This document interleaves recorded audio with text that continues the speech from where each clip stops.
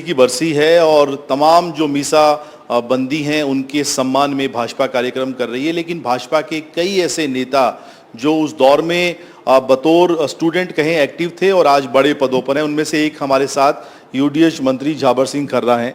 खर्रा साहब, इमरजेंसी की यादें तो जहन में होंगी ताज़ा, क्योंकि आप उस वक्त स्टूडेंट थे लेकिन एक्टिव तौर पे काम भी करते थे। बहुत ज़्यादा यादें हैं। आपातकाल के दौर में जो हमारे भारतीय जनसंघ और राष्ट्रीय संघ के कार्यकर्ता भूमिगत हो गए थे, वो प्रिंटेड पंपलेट देश में हो रहे अनाचार अत्याचार के मामले में प्रिंट करवा कर रात के अंधेरे में गांव-गांव निश्चित जगह पर पहुंचते थे और हम जैसे विद्यालय में पढ़ने वाले विद्यार्थियों के माध्यम से वो पर्चे गुप्त रूप से गांव और कस्बों में वितरण का काम हमको सौंपा जाता था। उसके बाद हम पर्चे वितरण के बाद शाम के अंधेरे में उनको वापस जहां उनका अगला पड़ाव होता था वहां तक छोड़ कर आने का दायित्व हम पर होता था। लेकिन बड़ा मुश्किल दौर था। मुश्किल तो बहुत था, लेकिन चूंकि 17 साल के उम्र थी, हाई सेकेंडरी में पढ़ रहे थे, इसलिए ज़्यादा कोई डर भय वाला मामला नहीं था। और जो कुछ हमारे भारतीय जनसंघ के जो भूमिगत कार्यकर्ता हमें काम बताते थे रात बिरात आकर, उस काम को हम पूरा करने में सफलता प्राप्त करते थे। लेकिन कांग्रेस आज के दौर में भाजपा पर आरोप लगाती है कि भाजपा संविधान खत्म करने की कोशिश कर रही है। देखिए, अगर इस देश में लोकतंत्र का गला सबसे पहले घोंटा गया तो वो घोंटा गया 1946-47 में, जो अखिल भारतीय कांग्रेस कमेटी का राष्ट्रीय अध्यक्ष चुनने का मामला है। जिस व्यक्ति को अखिल भारतीय कांग्रेस कमेटी के 15 प्रांतों में से प्रांत अध्यक्षों में से एक मत नहीं मिला, वो आदमी कांग्रेस का राष्ट्रीय अध्यक्ष बना और बाद में प्रधानमंत्री बना। तो लोकतंत्र और संविधान का गला घोंटने की बात अगर कांग्रेस करती है तो मैं समझता हूं कि इससे हास्यास्पद बात दुनिया में दूसरी नहीं हो सकती। लेकिन राहुल गांधी तो लोकसभा के पहले दिन ही संविधान की हाथ में प्रति लेकर कांग्रेस ने जिस तरीके से माहौल बनाया। देखिए, अगर हम इसको गहराई में देखें तो कांग्रेस ने सदैव अफवाह फैलाकर अपना काम चलाया। इसलिए राहुल गांधी हों चाहे कांग्रेस के कोई भी नेता हों, वो अफवाह फैलाने में मास्टर हैं और उसका गाहे बगाहे लाभ उठाते रहते हैं। लोकसभा में नुकसान हुआ आपको इसी वजह से? लोकसभा में मेरे भी विचार व्यक्त हुए, हमारी सहप्रभारी हैं ताई जी, उनका भी आया, बाकी हमारे नेताओं के आया। हमें कांग्रेस ने जो एक अफवाह पूरे देश में एक साथ फैलाई कि भारतीय जनता पार्टी को 400 से अधिक 400 पार सीटें इसलिए चाहिए कि वो संविधान बदलना चाहेगी और संविधान बदलकर आरक्षण खत्म करना चाहेगी, ये खत्म करना चाहेगी। और हम उसका इस भ्रम को मिटाने में जनता के बीच जाकर पूर्ण सफल नहीं हो पाए। अगर हम इस अफवाह को खंडन करते, इस भ्रम को मिटाने में सफलता प्राप्त करते, तो परिस्थितियां दूसरी बनती। शेखावाटी की तीनों सीटों का ठीकरा तो राजेंद्र राठौड़ के सर फोड़ा जा रहा है। एक नहीं, बहुत से कारण हैं। उनमें एक कारण चूरू की टिकट कटना भी बना है। अब टिकट किस तरह पे कटी, क्या नहीं कटी, ये तो हमारे पार्टी नेतृत्व जाने, मुझे पता नहीं। लेकिन जातिवादी तो हो गया चुनाव। आपको लगता है उस सीट की वजह से कई सीटों पे फर्क पड़ा? देखिए, ये सबसे दुखद ये चुनाव था। 23 साल बाद एक बार फिर जातिवाद बहुत तेजी से उभर कर सामने आया। किसी ज़माने में जब हम इसको विद्यालय में पढ़ते थे उस समय जरूर जातिवाद था, गाहे बगाहे संघर्ष भी, जातिवादी संघर्ष भी होते रहते थे छात्रों में। लेकिन पिछले 30 साल में जातिवाद धीरे धीरे कम हुआ था, सामाजिक समरसता बढ़ी थी।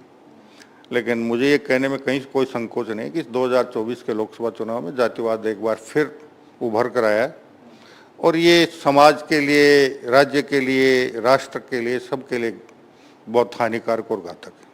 लेकिन पार्टी के भीतर आत्ममंथन हो रहा है इस चीज को लेकर? बिल्कुल पार्टी के स्तर पे आत्ममंथन हो रहा है और आने वाले समय में इसके सकारात्मक निर्णय होकर सकारात्मक परिणाम भी आपको देखने को मिलेंगे। आपके क्षेत्र से आने वाले कांग्रेस के अध्यक्ष गोविंद सिंह डोटासरा एक तरीके से भाजपा के खिलाफ अब प्रदेश भर में कोशिशें कर रहे हैं, एक आंदोलन की या फिर विरोध प्रदर्शन की। कोटा की तस्वीरें हमने कल देखी, वो लगातार हमलावर हैं आपकी पार्टी को लेकर भी, सीएम को लेकर भी, कि सरकार जो है पर्ची सरकार ज़्यादा दिन नहीं चलेगी, सीएम बदल जाएगा। सरकार पूरे 5 साल चलेगी, सकारात्मकता के साथ चलेगी, जनहित के काम करते हुए चलेगी, अपराधियों के खिलाफ कड़ी कार्रवाई करते हुए चलेगी। और पिछले 2018 से 2023 के कालखंड में उन्होंने जिस प्रकार हर संस्था का हनन किया है, कानून व्यवस्था की स्थिति को बद से बदतर किया है, प्रदेश की आर्थिक स्थिति को बद से बदतर किया है और एक अराजकता का माहौल बनाया है, अब उसके खिलाफ अगर कार्रवाई हो रही है तो किसी को अगर दर्द हो रहा है तो मैं उसके बारे में कुछ नहीं कह सकता। लेकिन सीएम बदले जाने की बात भी लगातार कह रहे हैं। मुझे नहीं लगता कि अभी फिलहाल इस प्रकार का कोई प्रकरण विचाराधीन है। लेकिन किरोड़ीलाल मीणा को लेकर भी खूब सारी चर्चाएं हैं। उन्होंने पहले इस्तीफा देने की बात कह दी, फिर वो क्या मान गए हैं? क्या आपकी बातचीत होती है उनसे? देखो, किरोड़ीलाल जी मीणा संघर्षशील और भावुक नेता है। मेरी भी इस कालखंड में 2-4 बार उनसे बातें भी हुई हैं, मुलाकातें भी हुई हैं। अब भावुकता में कोई बात कही है तो भावुकता के ऊपर कई बार जनहित और राष्ट्रहित ज़्यादा प्रभावी हो जाता है। आपने समझाया है उनको? हमारे तो चर्चा प्रचर्चा चलते रहते थे, मेरे से वरिष्ठ हैं तो समझाना तो क्या है, मैं तो अनुरोध निवेदन कर सकता हूँ उनसे, और वो किया है। लगता है मान गए, वो पटाक्षेप हो गया है मंत्री पद से इस्तीफा देने वाले प्रकरण का? हाँ, लगभग वो कुछ मुद्दे हैं जिन पे और मुख्यमंत्री जी के साथ भी उन पर चर्चा हुई है और वो संभवतः बहुत हद तक संतुष्ट है। उपचुनाव को लेकर खूब चर्चाएं हो रही हैं खर्रा साहब, और आपके लिए चैलेंज भी है क्योंकि लोकसभा में 11 सीटों के बाद अब पूरा फोकस रहेगा उन 5 सीटों को लेकर। कांग्रेस 5 सीटों पर इंडिया गठबंधन की जीत का दावा कर रही है, लेकिन लगता है इंडिया गठबंधन वैसा नहीं दिखाई दे रहा जैसे चुनाव से पहले था। देखिए, 5 विधानसभा के उपचुनाव होने हैं जिसमें 3 कांग्रेस के विधायकों द्वारा खाली की गई है और 2 उनके सहयोगी दलों द्वारा। और आपने पिछले लोकसभा चुनाव के बाद देखा होगा कि दोनों उनके सहयोगी दल इंडिया गठबंधन से जिस प्रकार असंतुष्ट हैं, तो वो तो उनका अंदरूनी मसला है। इसलिए 5 विधानसभाओं से विपक्षी विधायक सांसद चुनकर गए। अब हम अगर उसमें से 1-2 सीट भी जीतते हैं तो ये हमारे उपलब्धि होगी। लेकिन लगता है हनुमान और बाप पार्टी जो आपके करीब आने की कोशिशें कर रही हैं, ले आएंगे साथ में? कोशिश करेंगे, अगर उनको प्रदेश की उन्नति और प्रगति में सहयोगी होना है तो हम स्वागत करेंगे, अगर वो हमारे साथ आना चाहेंगे तो। लेकिन आपको 5 सीट पर जीत का दावा या कॉन्फिडेंस नहीं है? मैं ये कह रहा हूँ 5 सीट विपक्षी दलों के विधायकों द्वारा खाली की गई आप कितनी मान रहे हैं? और हम अब उसमें से जितनी भी हमारी जीतेंगे वो सारी हमारी उपलब्धि होगी। यूडीएच को लेकर एक बड़ा रोड मैप आपने बनाया है, लगातार आप फीडबैक ले रहे हैं, सीएम के साथ बैठकों में भी आप शामिल हुए, जनता के बीच जब आप जाते हैं या जनता दरबार लगता है आप सुझाव लेते हैं लोगों से। बजट में क्या इस बार कुछ नवाचार या बड़े बदलाव देखने को मिलने वाले हैं, क्योंकि बजट से जनता को बहुत उम्मीदें हैं, सरकार का पहला पूर्णकालिक बजट ये होगा? देखो, सरकार के स्तर पे प्रयास ये है कि हम बजट में सिर्फ उन्हीं मुद्दों को लेंगे, उन्हीं घोषणाओं को लेंगे जिनको वास्तविक रूप से धरातल पर उतार सकें। हम हवाई बजट पेश करने में विश्वास भारतीय जनता पार्टी नहीं करती है और नगरीय विकास और स्वायत्त शासन में भी हम वही योजनाएं बनाने जा रहे हैं जिनको हम हमारे कार्यकाल में वास्तविक रूप से धरातल पर उतार सकें। शहरों को प्रदूषण मुक्त करना एक बड़ा आपका संकल्प भी है? हाँ, माननीय प्रधानमंत्री जी का भी इसमें संकल्प, और उन्होंने अभी हमें इलेक्ट्रिक बसें उपलब्ध करवाएं। उसके लिए हमने बस स्टैंड और डिपोज के लिए भूमियों का निःशुल्क आवंटन भी विभिन्न शहरों में किया है। और उसके साथ हमारा प्रयास है कि जितने माननीय प्रधानमंत्री जी हमें इलेक्ट्रिक बसें देंगे, उसमें हम कम से कम 300 बसें राज्य सरकार के फंड से और शामिल करें। एक जयपुर में कार्रवाई चल रही है मंत्री जी, सांगानेर जो कि सीएम का विधानसभा क्षेत्र आता है, अतिक्रमण हटाओ अभियान के लिए व्यापारियों की नाराजगी है, स्थानीय लोगों की नाराजगी है, लेकिन आप लोगों ने एक नज़ीर पेश करने की कोशिश की है कि अतिक्रमण चाहे कहीं का भी हो हटाया जाएगा। क्या बातचीत या संवाद बेहतर होता तो शायद उस तरह की परेशानी लोगों को नहीं आती? देखिए, हमने प्रयास किया था पहले समझाइश का, लेकिन मैं ये मानता हूँ कि जिस व्यक्ति ने किसी भी प्रकार से गलत ढंग से कोई लाभ उठा लिया, रास्ते पर अतिक्रमण कर लिया, सरकारी ज़मीन पर अतिक्रमण करके काबिज हो गए, उसमें अपना व्यवसाय कर रहे हैं, तो निश्चित रूप से उन्हें तो तकलीफ होगी। वो समझाइश से नहीं माने।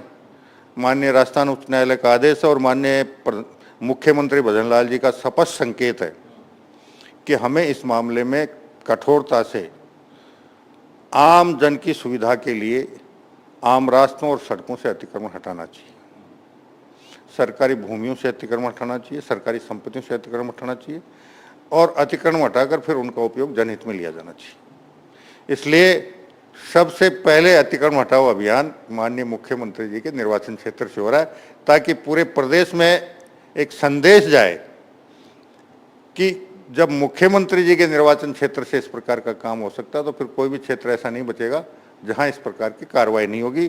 तो लोग अपने आप अगर दूर हट जाए समय रहते तो सरकार को भी खर्चा कम करना पड़ेगा और उनका नुकसान भी कम होगा। तो क्या ये माने पूरे प्रदेश में अभियान दिखेगा? हाँ, प्रयास यही चल रहा है कि लगभग जहां आम जन को असुविधा हो रही है उन स्थानों पर तो ये कार्यक्रम चलेगा। एक बड़ी घोषणा ये की गई कि पिछली सरकार के आखिरी 6 महीनों के कामकाज की समीक्षा आप लोग कर रहे हैं।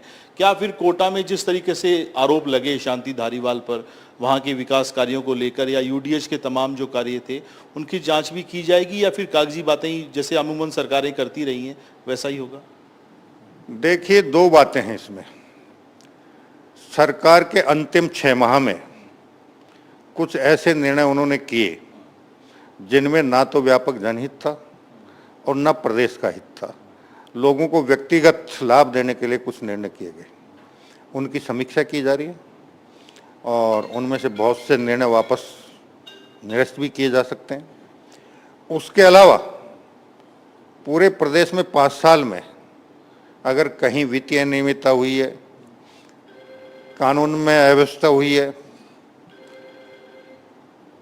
नकल माफिया हुआ है, हमारे बेरोजगार युवाओं के भविष्य के साथ पेपर लीक और दूसरे माध्यमों से उनके भविष्य के साथ खिलवाड़ हुआ है, इस प्रकार के जो व्यापक मामले हैं वो चाहे 6 महीने पुराने हो, चाहे साल भर पुराने हो और चाहे 4 साल पुराने हो, 4.5 साल पुराने हो, उनमें जिनमें आवश्यक होगा उनमें सब में कार्रवाई होगी। एक्शन होगा?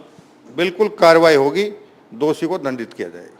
चाहे बड़ा नेता हो, कर्मचारी हो, अधिकारी हो, कोई भी हो, जिस किसी ने अपराध किया है, किसी के भविष्य के साथ खिलवाड़ किया है, कानून व्यवस्था के साथ खिलवाड़ किया है, उन सब के खिलाफ कार्रवाई होगी, चाहे वो कितना ही प्रभावी हो, कितना ही रुतबे वाला हो, कितना ही ऊंचे पद पे रहा हो। एक आखिरी सवाल सर, राजस्थान में सफाई एक बड़ा इशू है और अमूमन हर बार जब लिस्ट जारी होती है देश भर के शहरों की तो जयपुर पिछड़ जाता है। इतना पुराना सुंदर शहर होने के बावजूद जयपुर में सफाई व्यवस्था उतनी बेहतर नहीं है और बाकी शहरों का भी हाल यही है। क्या इसे लेके आपको नहीं लगता कि जब मोदी एक अभियान चलाते हैं देश भर में तो एक राजस्थान से भी एक मुहिम शुरू होनी चाहिए जयपुर से, ताकि बाकी शहरों तक मैसेज जाए? देखिए, माननीय प्रधानमंत्री जी का जो स्वच्छ भारत स्वस्थ भारत का सपना है, मुझे ये स्वीकार करने में कहीं कोई संकोच नहीं है कि हम पूरी शिद्दत के साथ उसमें सफल नहीं हुए। हमारा प्रयास है कि हम सफाई के मामले में भी कुछ नवाचार करते हुए और आने वाले समय में जयपुर हो चाहे हमारे दूसरे बड़े कस्बे शहर हों जहां देशी विदेशी पर्यटकों का ज़्यादा आना जाना रहता है, वहाँ की सफाई के साथ साथ हम प्रदेश के आमजन से भी ये उम्मीद करेंगे, उनसे ये अपेक्षा भी करेंगे, उनसे ये अपील भी करेंगे कि वो भी अपने गांव, ढाणी, शहर, कस्बे अपने मोहल्ले, अपनी कॉलोनी को स्वच्छ रखने में हमारा सहयोग करें। सरकार को भी आगे तो आना होगा। हम तो आगे आने में प्रयास कर ही रहे हैं। हम कुछ नई योजनाएं भी ला रहे हैं। हमें कुछ नई तकनीकी के लोगों के साथ भी हमारी परिचर्चा हो रही है। उन्होंने जो हमें बताया कि हमारी इस तकनीकी से इस प्रकार से सफाई व्यवस्था ज़्यादा दुरुस्त हो सकती है, कचरे का ज़्यादा निस्तारण हो सकता है, कचरे से कमाई भी हो सकती है। हम उन योजनाओं पे भी उनसे परिचर्चा करके जहाँ कहीं इस प्रकार की परियोजनाएं चल रही हैं उनको हमारे अधिकारियों को भेजकर और उसका अध्ययन करवाकर वो भी हम राजस्थान में लागू करने का प्रयास करेंगे। नया जयपुर कॉन्सेप्ट भी पेंडिंग है, उसको लेकर भी आप लगातार कोशिश कर रहे हैं, क्या कुछ है, लग रहा है कामयाब हो पाएगा? हमारी कोशिश है एक तो ये जो रिंग रोड है ये पूरी हो और उसके बाद इससे 8-7 किलोमीटर के दायरे में दूसरी एक रिंग रोड बनाए और उस रिंग रोड के दोनों साइड में नई कहीं IIT सिटी या कहीं अलग अलग तरह की सिटियां डेवलप करें। युवाओं के रोजगार के लिहाज से भी बहुत महत्वपूर्ण होगा। बिल्कुल होगा। जब कहीं IIT हब बनेगा, कहीं दूसरे हब बनेंगे तो रोजगार के अवसर तो सर्जित होंगे।